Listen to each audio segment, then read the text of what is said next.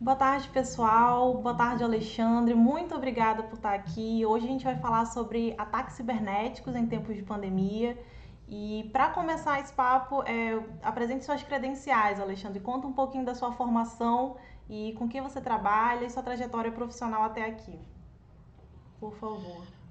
Obrigado, Raíssa. Obrigado, pessoal aí do time da Memória da Eletricidade. Assim, é sempre especial falar para um canal tão relevante como o da Memória da Eletricidade, num país que cuida muito pouco de sua memória, tem uma instituição que preserva a memória do setor elétrico.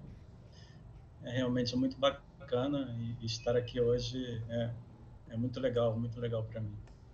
Eu sou engenheiro por formação, mas sempre trabalhei com tecnologia. Acho que trabalho a minha vida toda, desde formado com tecnologia. Eu comecei na Marinha, né, no Centro de Eletrônica da Marinha. Depois eu passei por uma grande multinacional de tecnologia. E, bom, desde 2002 eu tenho o altíssimo privilégio assim que eu reputo que não seja para muitos, né, privilégio para poucos, de trabalhar na Eletrobras, onde eu passei por todas as posições dentro da TI. Comecei como analista, depois fui coordenador, chefe de divisão, chefe de departamento e superintendente desde 2013, acho que é isso. Tem uma amiga minha que me lembra essas datas assim, eu estou ficando meio esquecido. Muito bom, Faustina. É um Mas é prazer isso. enorme receber você pela segunda vez aqui na nossa série de lives. Da outra vez você esteve aqui falando sobre transformação digital. E hoje a gente vai falar sobre um tema que está aí bem em voga, é, principalmente nas empresas que estão com suas operações online. Eu acho que vai ser bem legal. Para começar, eu queria que você falasse um pouco das principais mudanças na Eletrobras com a eclosão da pandemia e como vocês vêm organizando esse trabalho, né? Tanto em relação na forma de estruturar as equipes, como também o fato do home office atualmente, né? Esses quase 2 meses, a gente está o quê? Quase 4 meses de home office? Acho que quase 4 anos, mais ou menos, isso.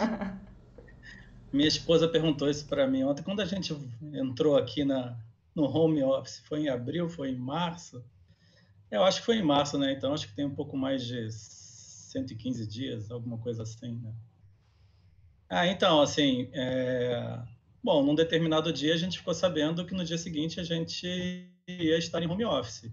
Foi um pouco tenso, assim, no início, mas a equipe de TI é toda muito comprometida e muito acostumada a enfrentar, assim, desafios. Acho que o desafio acaba estando no DNA do profissional de TI. Nós já tínhamos muita experiência em com as tecnologias que nos permitiam acessar remotamente o ambiente da Eletrobras, principalmente a gente de tecnologia, os demais gerentes também. A gente já fazia isso já há bastante tempo. O que mudou foi a escala, né? A escala mudou assim absurdamente. Assim, de 100 acessos, a gente passou na holding para 700, no grupo Eletrobras para quase 8.000. Então, assim, a gente teve que trabalhar para viabilizar esse aumento de escala assim de uma forma bastante rápida. O primeiro dia foi um pouco mais tenso, no segundo a gente já estava trabalhando melhor, e aí depois pegou e estamos aqui até hoje, né? Eu vi uma definição do home office que eu acho que é interessante, né?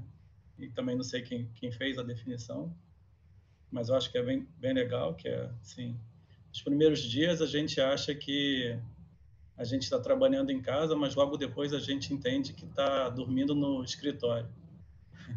Então, o trabalho assim de home office é bastante tenso. Com relação à equipe, né, a gestão de equipe, a gente da TI a gente sempre trabalhou muito orientado a projeto. Então, assim, fazer a gestão de equipe é bastante tranquilo. E assim, eu tenho que agradecer muito também ao meu pessoal, porque eles sabem o que fazer, entendeu? Então, assim, é muito mais fácil trabalhar com uma equipe comprometida e que saiba exatamente aquilo que tem que fazer. Então, assim, no fim do dia, é mais reporte, a gente tem ferramentas que nos ajudam na gestão dos projetos, especialmente nos grandes projetos, nos projetos mais estruturantes, que todas as empresas do Grupo Eletrobras estão envolvidas. A interação acabou sendo muito mais fácil, né, com essas ferramentas mais interativas, de vídeo, de colaboração. Então, a produtividade aumentou, o trabalho está sendo mais produtivo. Então, assim, é isso. Essa é a nossa realidade de hoje. Estamos caminhando aí dia após dia com ajustes, né? Assim, acho que um dos nossos desafios hoje é meio que modular um pouco essa questão do home e do office, segurar um pouco também as ansiedades. Eu vejo que tem gente que está trabalhando muito, e aí às vezes a gente precisa conversar, dar uma freada. Então a gente tem que ter um papo mais assim de, de companheirismo. De vez em quando a gente faz uns happy hours virtuais. É assim a nossa vida. Muito legal. E assim, vocês não devem ter tido quase nenhum problema de adaptação. O pessoal mais ligado à tecnologia, né, que é justamente essa barreira para o restante dos profissionais em geral, né, de se adaptarem a esse nova forma de trabalhar, vocês tiveram muito pouco isso. Mas agora entrando um pouco mais no nosso tema de hoje, né, que é os ataques cibernéticos. E quando a gente pensa nisso, parece um pouco filme de ficção científica, né? Fica meio no abstrato. Ninguém sabe realmente, quem não trabalha com isso, eu acho que não entende em profundidade o que é e o que pode acontecer se uma empresa for atacada. E aí eu queria que você falasse um pouquinho de como eles são feitos, esses ataques, e como é que eles estão ocorrendo atualmente. Eles mudaram ao longo do tempo e a epidemia é, alavancou assim, esses tipos de ataques. Eu imagino que o pessoal em casa, usando dispositivos pessoais, devem ter aberto uma série de portas, né, de entrada que podem facilitar esses tipos de ataque. Eu queria que você contasse um pouquinho pra gente disso. Esse pessoal aí, né, esses atacantes, né, hackers, eles em geral trabalham em home office há muito tempo. Assim, eu imagino que sim, né? A pandemia certamente criou um pano de fundo para aumentar o número de ataques. É uma distração, na realidade, né? O que a gente percebe é que em grandes eventos, né, tipo eleições, Copa do Mundo, outros eventos que têm muita visibilidade, existe uma tendência de aumento dos ataques, né? Esses profissionais especialistas em ataques, eles se aproveitam dessas possíveis distrações, né? Então, certamente, a pandemia aumentou o número de ataques de forma assim, bem significativa no mundo inteiro, não só no Brasil inclusive. Eu acho Então, que. assim, Ai, em desculpa. geral, pode Pode falar, falar. desculpe. Não, na verdade eu achei que você tinha terminado. Tem um delayzinho quando a gente conversa no online, né? A gente não consegue ler muito bem a pessoa quando é que ela terminou um raciocínio. Peço desculpas. Mas na verdade era para você contar um pouquinho do contexto. Para quem não é de TI, como é que funciona um ataque? Como é que a empresa Isso é que eu encara ia isso? falar agora. Quais são essas pontas soltas que os funcionários às vezes podem deixar e como é que a gente pode evitar contribuir para esse tipo de ação? Então, assim, o, o atacante ele explora um conjunto de falhas, né? Que são brechas de segurança em geral em aplicações, por exemplo, em aplicações construídas por terceiros, em aplicações construídas dentro da própria empresa, falhas em sistemas operacionais, né? A gente, todo mundo aqui é usuário de sistemas operacionais, né? Tipo Windows nos seus notebooks, tipo Android nos seus celulares, iOS também. Então, assim, esse pessoal, eles se aproveitam, em geral, de falhas e muitas vezes falhas que já foram descobertas no passado, mas que não foram devidamente tratadas pelas organizações e muito menos ainda pelas pessoas no particular, né? Então, você tem um computador pessoal, se você não estiver sempre atualizando esse computador pessoal, tem aquelas... Atualize seu computador, né? Ninguém quer atualizar, né? Porque está fazendo alguma coisa num determinado momento que acha que é muito importante, vou atualizar depois.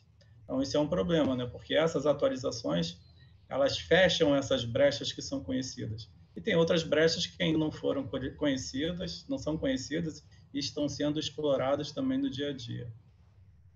Eles também se aproveitam muito do famoso phishing, né? Pescaria, que é enviar um e-mail que é falso, mas que tem uma cara de ser legal, bacaninha, e aí você vai lá, entra no e-mail, clica no link, e aí você abre um site que baixa um código malicioso para dentro da sua máquina.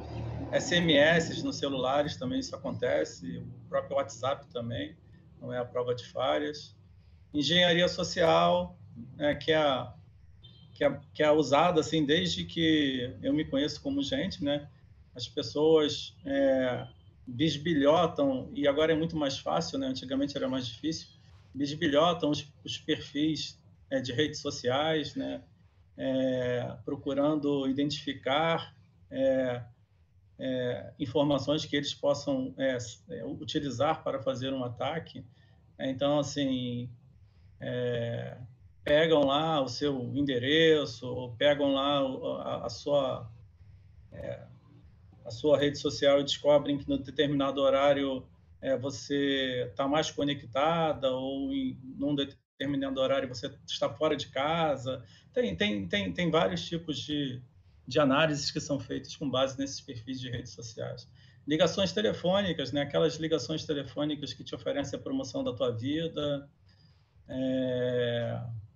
ou aquela que diz ser do seu banco e te pergunta informações que eles já deveriam saber, eles perguntam para você aquilo que eles deveriam saber, se eles fossem realmente do seu banco. Então, por isso que o banco sempre orienta que não faz ligação para cliente, que não manda e-mail. Outros sites também de comércio eletrônico fazem da mesma forma, orientam. Várias instituições também procedem dessa forma. Mas, assim, parece que é meio que tentador você clicar num link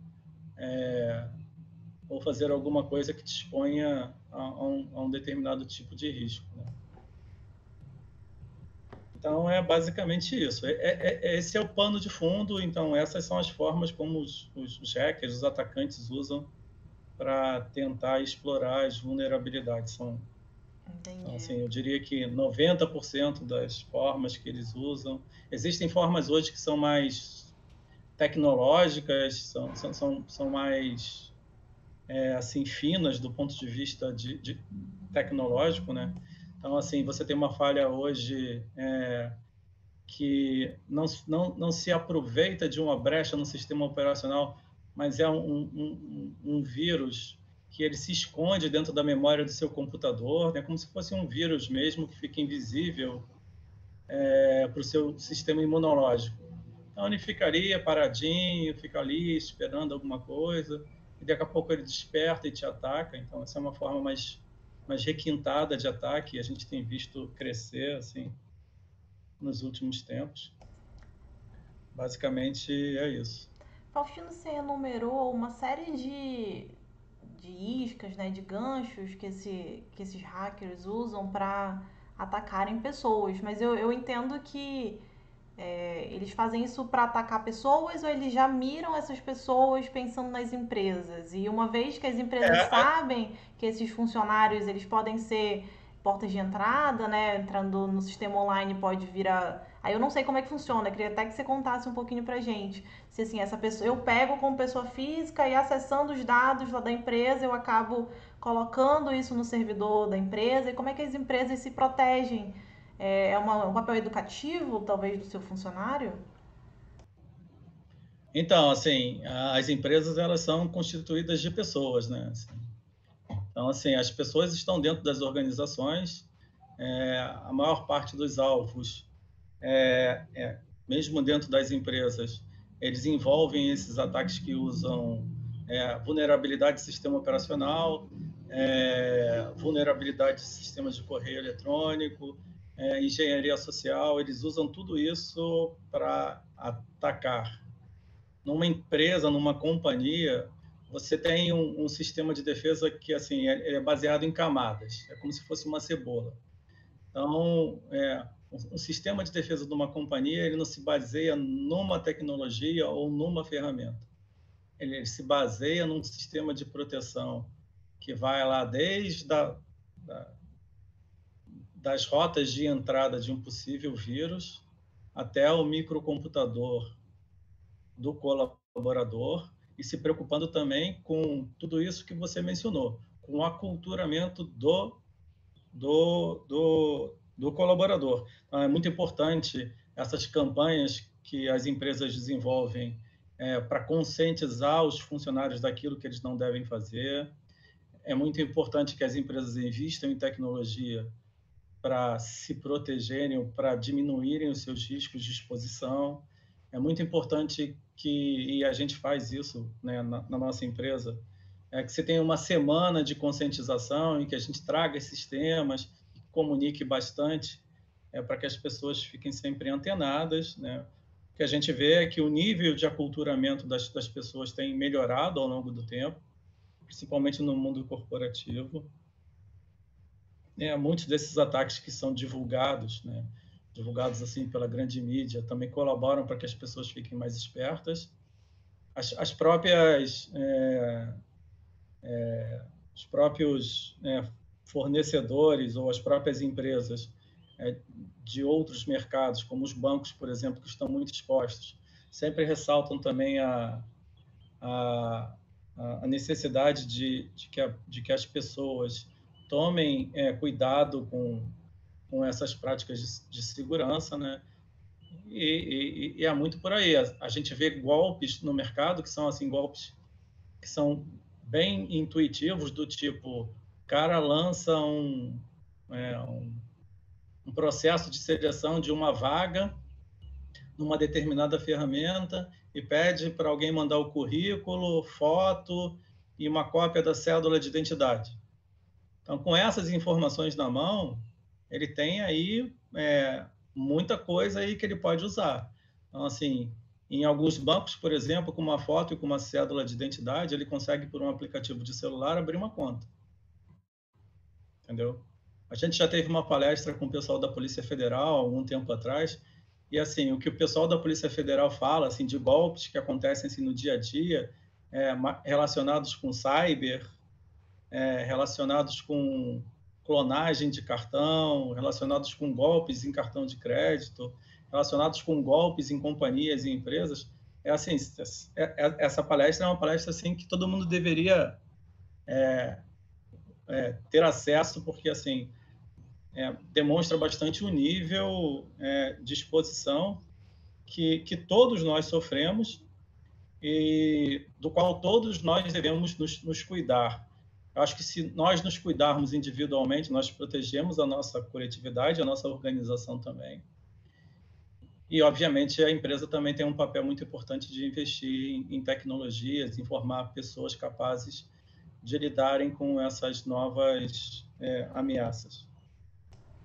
Com certeza, Faustino. E pensando um pouco nas camadas dessa cebola que você exemplificou para pensar esses níveis de proteção, né? Como é que vocês pensam dentro da empresa nesses ataques de vírus que às vezes ainda nem existem, né? A gente, na verdade, quando a gente pensa em segurança, a gente está pensando em algo, se proteger para algo que talvez nem exista ainda, não só para o que já existe, mas também cobrir essas falhas de coisas que ainda vão ser criadas para invadir, para roubar dados, seja o que for. Como é que vocês pensam essa segurança? Vocês têm que pensar um pouco que nem hacker? Os vírus, assim, os ataques existem, mas muitos deles não são conhecidos, né? Que nem o corona, né? A gente só conheceu o corona agora no final do ano passado, né? Então, o coronavírus, o Covid-19. Provavelmente já existia há algum tempo e assim a gente se deparou com ele, é mais ou menos a mesma coisa. Então, a gente trabalha com um sistema, como eu falei, de proteção. e a gente coloca esse sistema de proteção para rodar e assim, no sentido assim de prevenir danos para a companhia.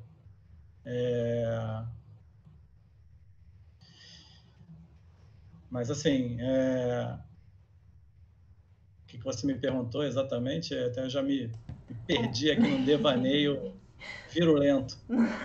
Muito bom, em termos falando de pandemia, né? Estamos numa pandemia cibernética também. Não, Tem eu uma tinha. obra aqui em cima que está uma pandemia aqui na minha cabeça. É verdade. Nesse tempo de quarentena, todo mundo resolveu fazer obra. Não, você não é exclusividade sua, tenho certeza. Eu tinha falado um pouco como é que vocês pensam esse arranjo de segurança, Ah, né? isso. Como a gente pensa no sentido assim de pensar com a cabeça do invasor, né? Isso, Algo se nesse sentido. planejam, como é que vocês É, estruturam? Como é que vocês fazem um grupo focal com hackers para saber quais que os ataques que eles planejam fazer no futuro? Como é que vocês estruturam essa segurança da informação pensando nas empresas? então, assim, a gente estrutura com uma rede, né? Uma rede de proteção. Essa rede de proteção ela envolve um conjunto de parceiros, né?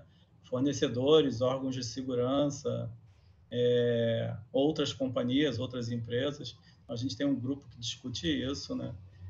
Existe um pouco dessa questão aí de que assim o, o, o hacker ele é um cara assim que é mais preparado para se proteger para determinados ataques e isso assim tem um certo glamour e um pouco de verdade realmente, né? Então assim é por isso que muitos dos hackers, por exemplo, principalmente aqueles mais famosos, foram contratados por organizações de segurança, por empresas de segurança e até por agências governamentais. Então assim é um binômio, né? É o conhecimento técnico do cara que está lidando com esses problemas no dia a dia, né? Que está ali na linha de frente, tendo visibilidade daquilo que está acontecendo do ponto de vista de ataque, né? Vários desses ataques são monitorados, são vistos, especialmente por essas pessoas que estão ali na linha de frente.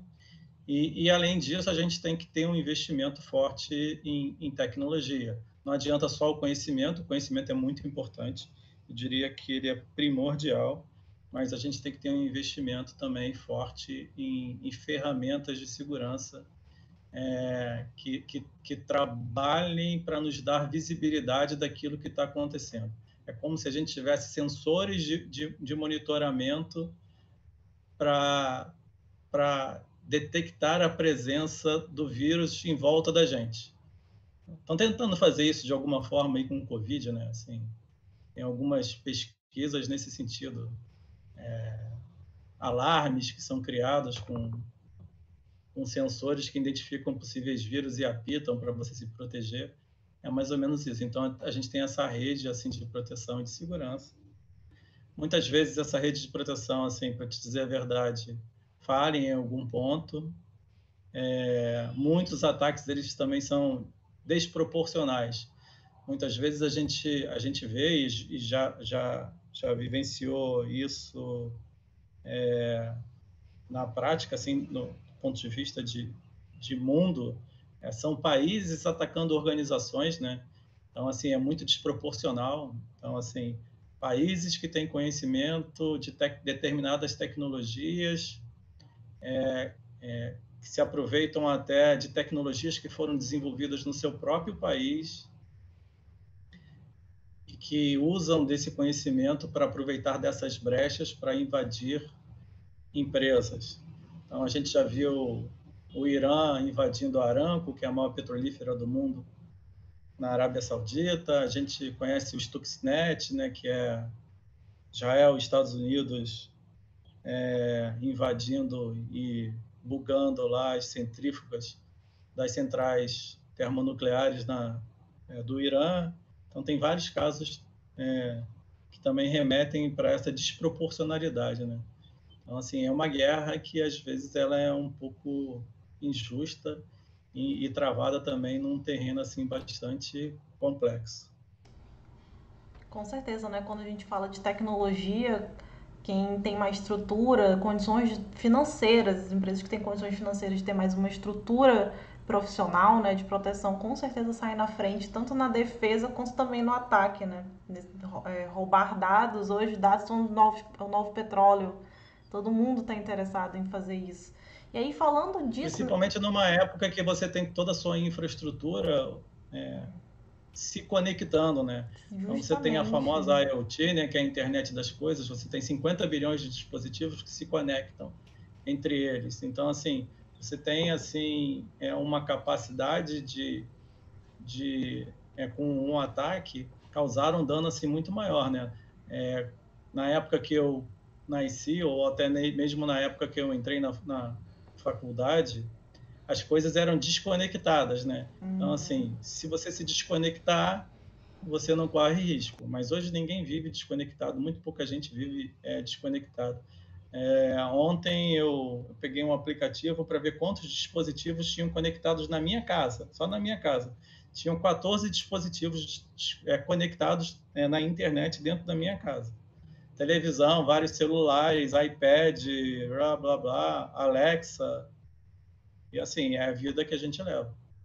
E cada vez mais estão tendendo para uma coisa deles saberem esse seu fluxo, né? Eles não sabem só o seu e-mail, eles também sabem, as pessoas quando traqueiam, né, os dados do usuário, sabem o seu e-mail, a sua rede social e da sua empresa, assim, é tudo muito conectado hoje em dia, né? E aí trazendo um pouco de redes sociais, né, você tinha começado a falar, quais são os pontos de vulnerabilidade para os usuários e para as empresas nas redes sociais? Inclusive, eu acho que na Eletrobras você não consegue acessar, né, as redes sociais nos computadores do escritório. Quais que são os problemas dessas redes? Se tem diferença na segurança entre essas plataformas? Queria que você falasse um pouquinho. Então, esse é um ponto assim que é bastante sensível, né? Lá na Eletrobras a gente ficou um tempão bloqueando a rede social, né? A gente apanhava da área de comunicação, a gente apanhava dos usuários, mas a gente ficou segurando bastante tempo, né? Então agora a gente libera, mas libera assim sobre uma assinatura de um termo de consentimento, você faz uma justificativa. A gente também tem outras ferramentas hoje mais modernas que endereçam um pouco essa questão da rede de segurança, das redes sociais, né? O problema da rede social é que você se relaciona com muitas pessoas dentro da rede social, assim. Então, assim, quanto maior o número de relacionamento que você tem, e quanto menos você conhece aquelas pessoas que se relacionam contigo, maior é o risco que você corre. É como se você estivesse se relacionando também assim no mundo normal. Quanto mais conhecidos você tem, quanto menos você conhece os seus conhecidos, maior o risco que você tem.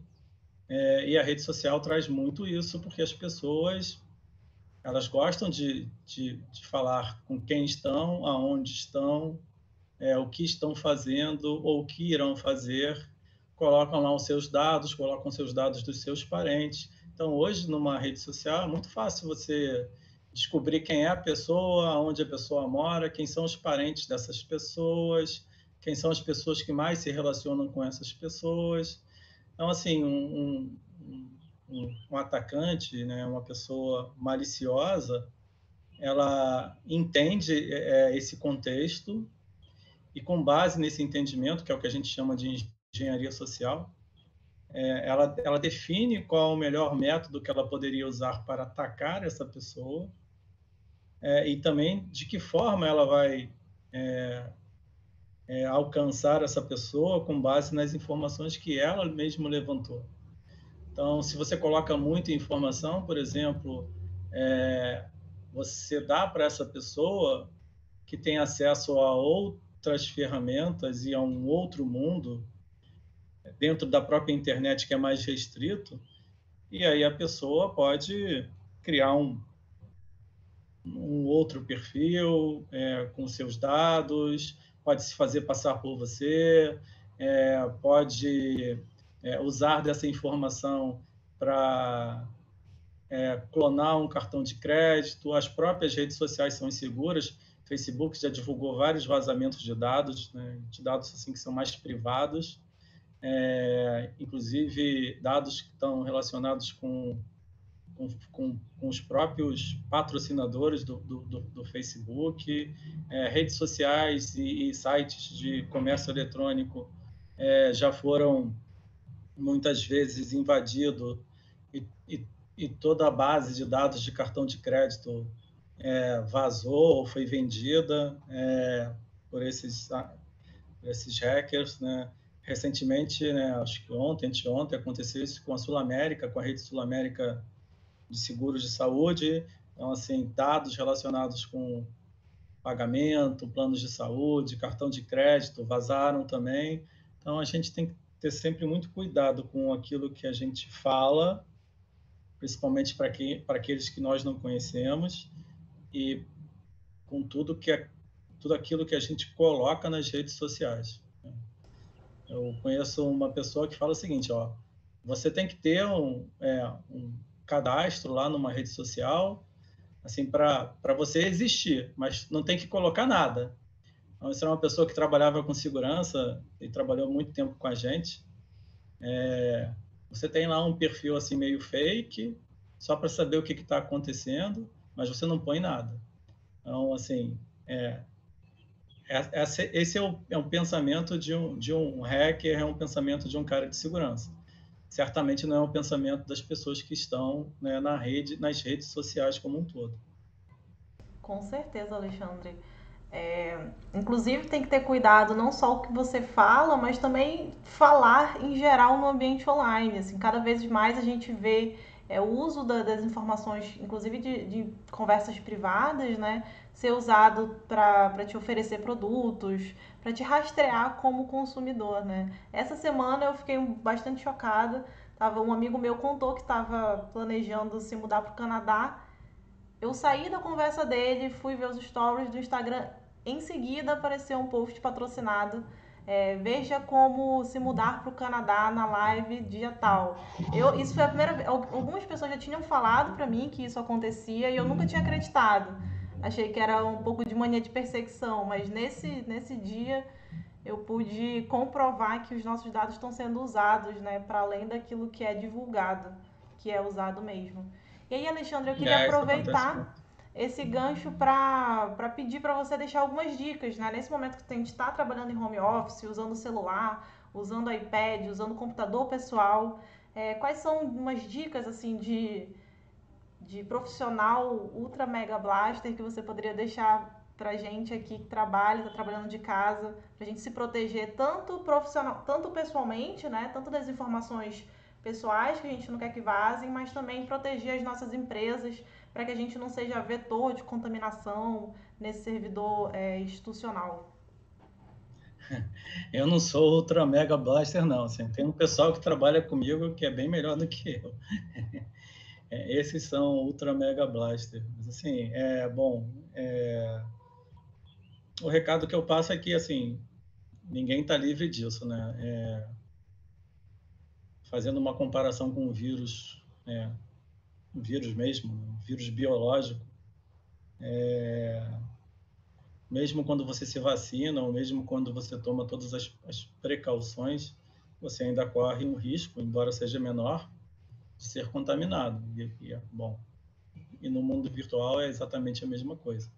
Então, assim, nenhuma empresa, por melhor que esteja capacitada tecnicamente, por melhor que sejam as suas ferramentas, elas estão imunes a determinados tipos de ataque.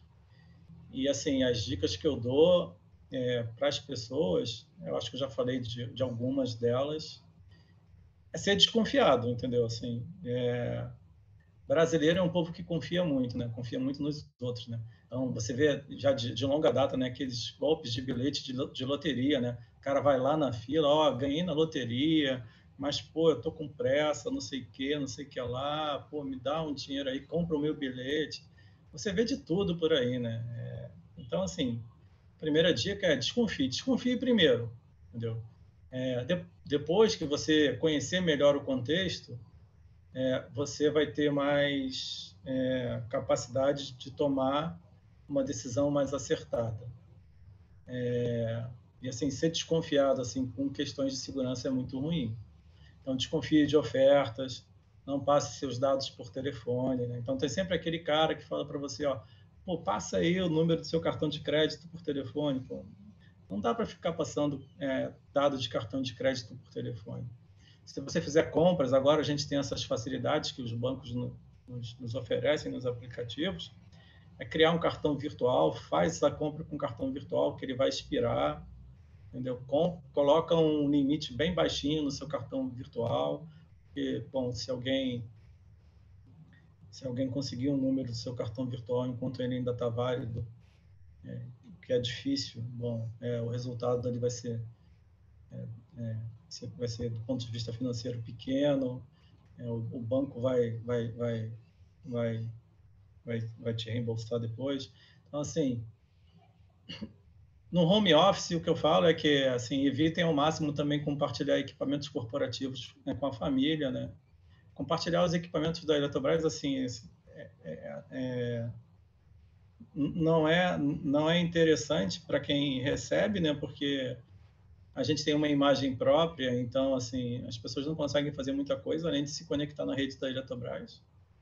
Então para quem trabalha com os equipamentos da Eletrobras, os próprios equipamentos da Eletrobras, você não consegue instalar nada, você está sujeito às políticas de segurança da própria Eletrobras. Então, para quem é da Eletrobras, isso é um risco a menos, né? Como eu também já mencionei, não abrir e-mails estranhos, né? Principalmente no seu e-mail pessoal. E-mail da corporação, da companhia, ele passa por uma higienização antes, então, assim, tem uma ferramenta de segurança que é bem legal e assim, protege, eu diria que na grande maioria dos casos, né? E cuidado com as redes sociais. Eu diria que hoje é o maior risco, né? Especialmente, falo isso para minha mãe, tem 78 anos, mas ela não acredita, mas assim, e ela usa pra caramba. E bom, tem que usar também, né? Porque também não vai ficar também fugindo do mundo do jeito que ele é. Então, assim, é muito disso, né? São questões mais relacionadas com o comportamento mesmo, né?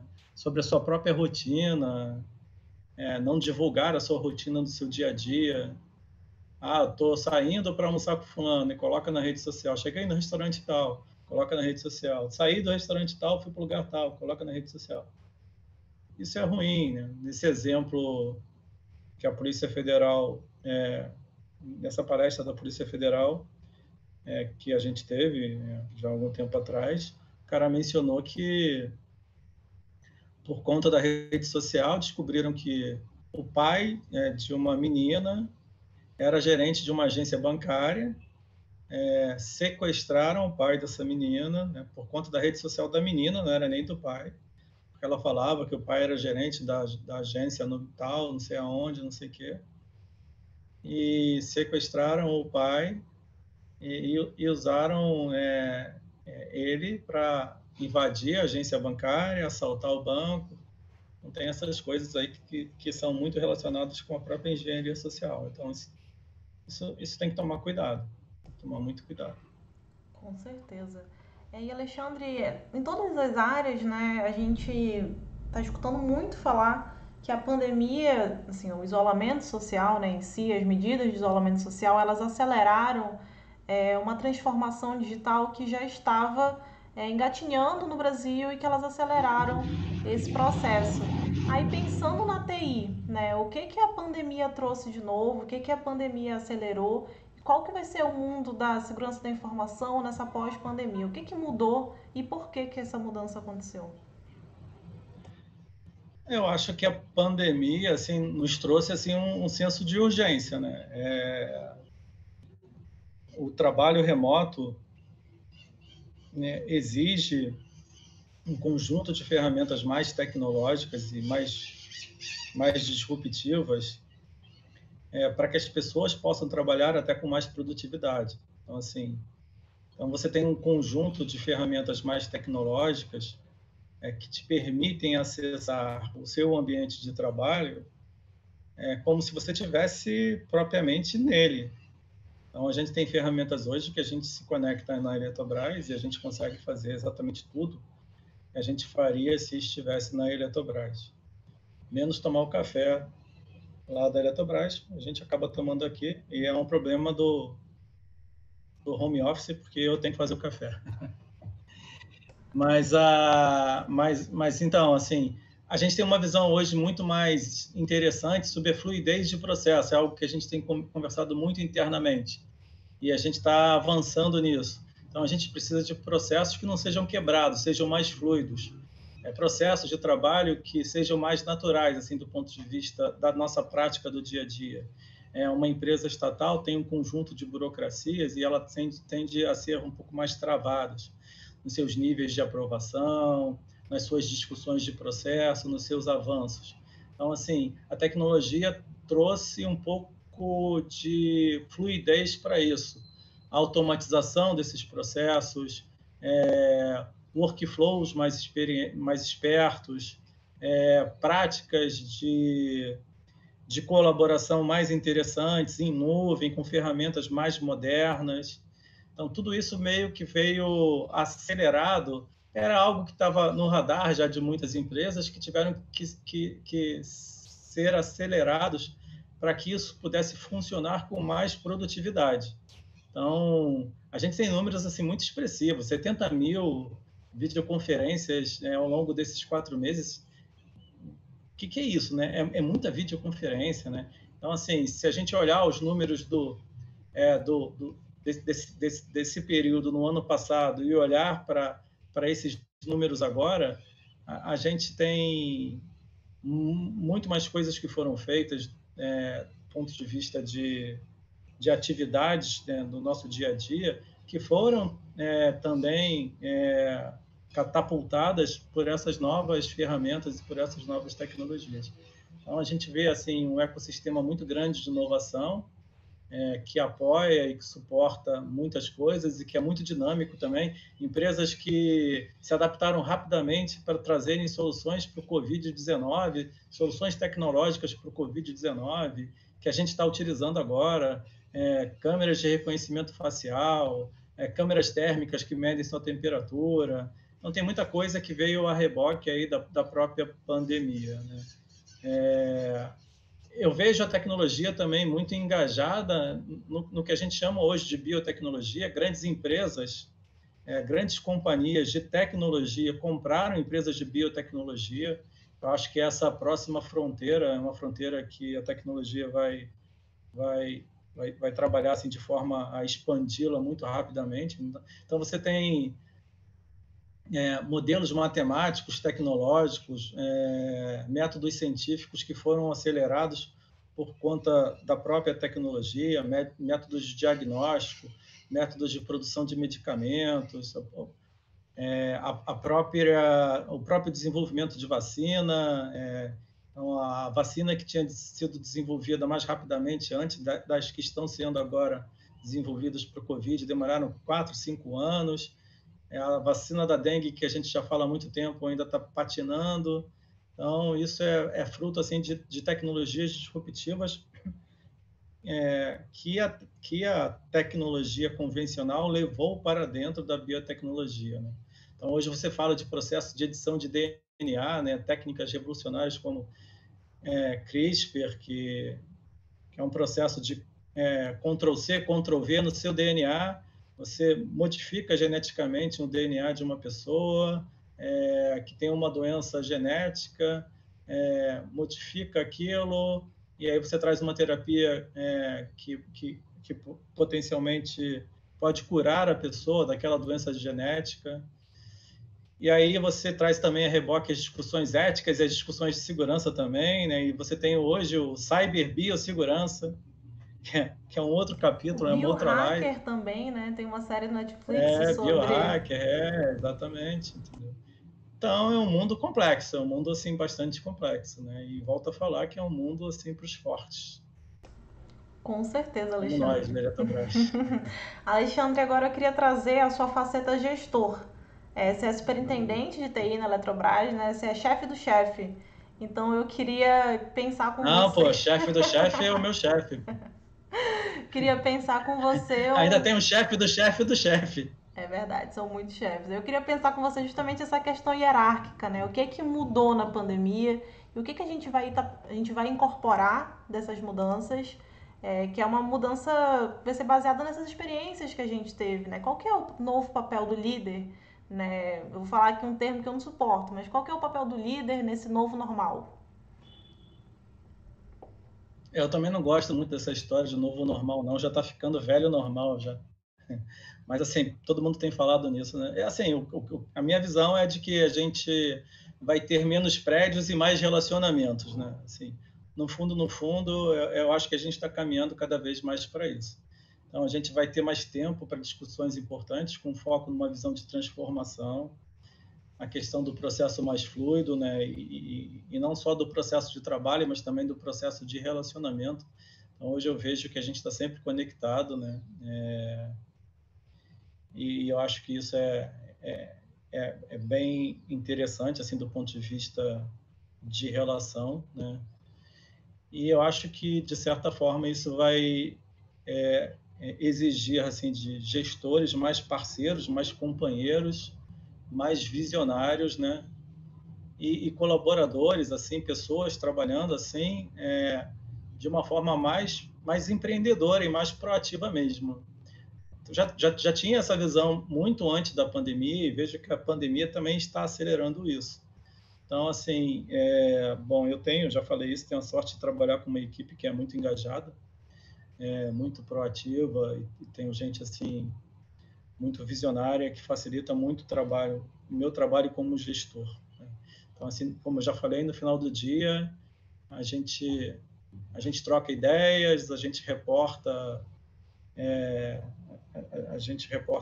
o que está acontecendo, as coisas que estão mais relacionadas com a empresa que eles precisam saber, quais são os caminhos que nós devemos tomar e o que eles estão fazendo, e a gente colabora, discute. Da mesma forma, eu tenho essa relação bem legal e bem aberta com o meu chefe, então a gente reporta, a gente discute, a gente colabora, a gente compartilha.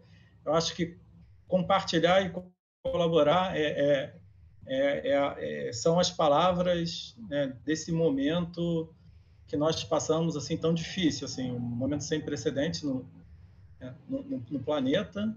Então, assim, quanto mais a gente colabora, quanto mais a gente ajuda, quanto mais a gente se ajuda, enquanto equipe, os resultados são bem mais interessantes. A gente vivencia isso dentro da nossa diretoria. Então,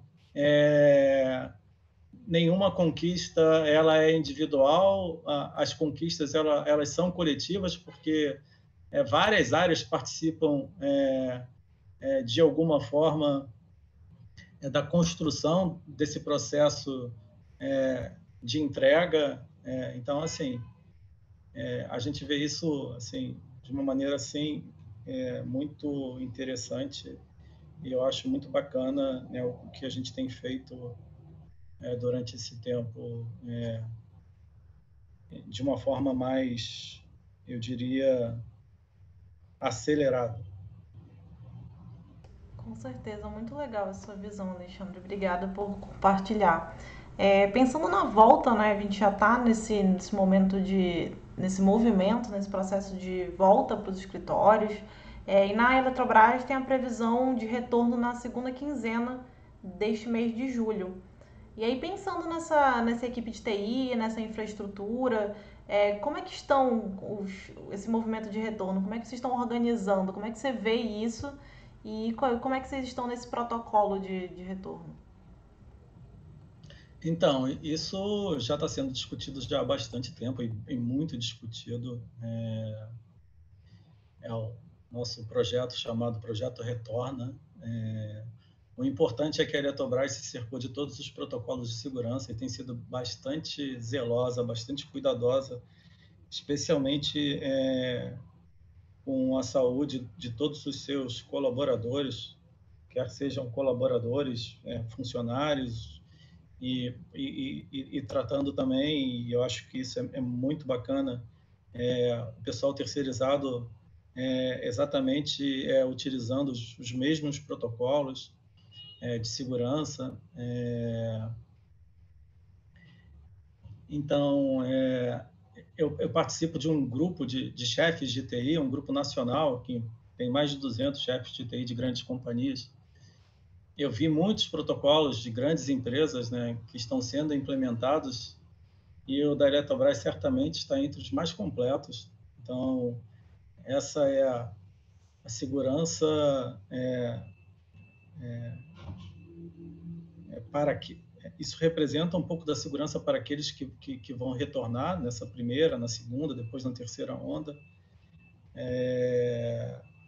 Claro que, assim, como eu mencionei, né, tal como no cybersecurity, você pode investir muito, você pode avançar muito nos seus protocolos de segurança, mas sempre o risco acaba existindo e a Eletrobras tem trabalhado nesse sentido muito afinco, assim, para diminuir muito os riscos nessa retomada, nessa volta.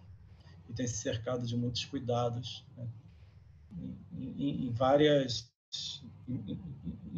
contextos, desde das questões relacionadas com prédio, infraestrutura, higienização, passando pela saúde dos funcionários, e não só dos funcionários. É uma das poucas empresas que eu vejo que se preocupa com o contexto social, né, e familiar do funcionário, usa isso para definir quem são os mais preparados para poderem voltar numa hipotética primeira onda. Então, assim,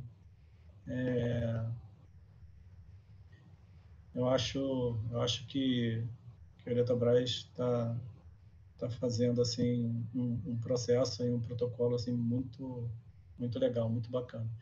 E eu sou um curioso sobre o tema, eu leio muito sobre esse assunto, né? E vejo os planos de outras empresas e cada vez que eu vejo os planos das demais empresas, eu fico mais orgulhoso ainda do plano da Eletrobras. Poxa, que legal, Alexandre. Então, boas notícias, né? Com certeza vai dar tudo certo nesse movimento. Alexandre, a gente está chegando já no final da nossa conversa. E por último, a gente costuma pedir as indicações, as boas, sobre o tema que a gente debateu aqui hoje. Se você quiser deixar alguns livros, podcasts, séries que te marcaram sobre esse assunto, ou que você está vendo agora, que acha que quem está acompanhando a gente vai gostar, vai ser um prazer receber essas indicações. Então,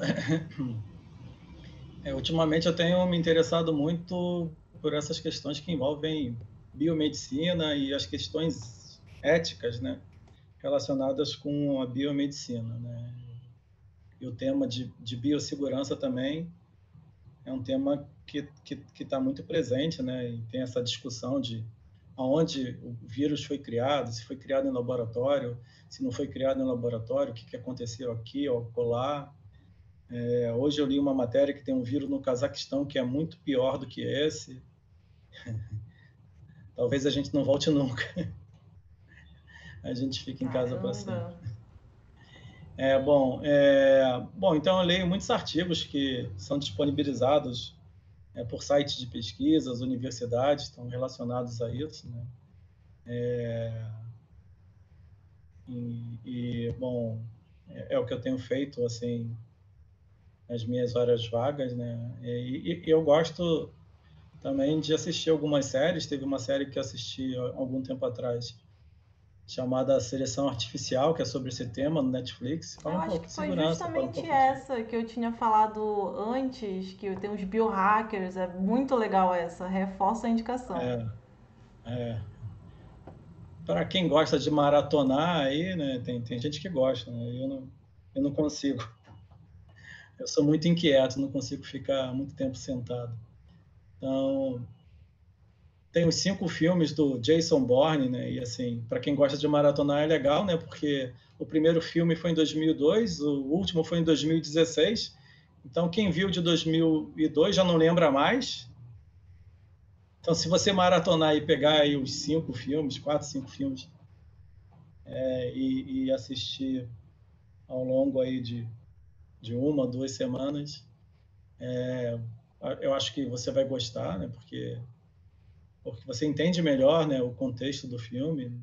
E aí tem muita coisa relacionada com segurança também, com vazamento de dados, com projetos da CIA. Tem um contexto aí que é bem legal. E, bom, é isso, né? Eu acho que Muito boas dicas, estamos aí a 4 Alexandre. minutos do nosso final. Muito boas dicas. Muito obrigada por compartilhar. A gente vai chegando aqui ao final. Eu agradeço muitíssimo, Alexandre, por ter aceitado trocar essa ideia, ter ajudado a gente com dicas. Eu tenho certeza que reforça o coro, né, dessa urgência da gente aprender mais sobre o tema, a gente se informar mais sobre esse tema. Para quem está assistindo a gente, eu aproveito para convidar para 2 séries de lives super legais que a Memória está fazendo. Uma é sobre Papos de Memória, em parceria com a Associação Brasileira de Memória Empresarial. As inscrições para o 3º episódio da série já estão abertas. E outra é sobre Cultura e Memória, que é uma série que a gente está fazendo lá no YouTube. Todo mundo está super convidado a participar. Alexandre, fica aqui meus novamente agradecimentos e tenho certeza que a gente ainda vai conversar muito. A gente ainda tem muito a aprender com vocês sobre isso. Nada, pô, minha equipe é, assim, o pessoal que trabalha comigo, eu sempre gosto de ressaltar que eu tenho, assim, um time, assim, bem campeão, assim, a gente tem um relacionamento aí muito bom, baseado até em contextos de séries, a gente usa aí uns panos de fundo nos nossos temas para motivar a galera, né, o time, então a gente já se conhece já há bastante tempo.